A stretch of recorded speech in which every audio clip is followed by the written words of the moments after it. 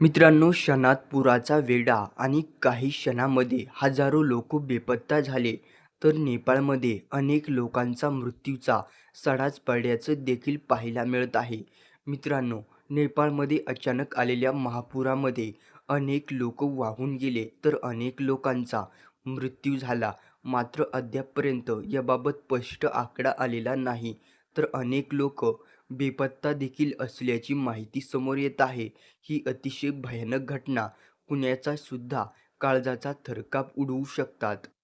कारण पूर्णपणे शांत असलेल्या गावांवरती अचानक महापुराचा धोका आला आणि अख्खची अख्खे गावच वाहून गेले.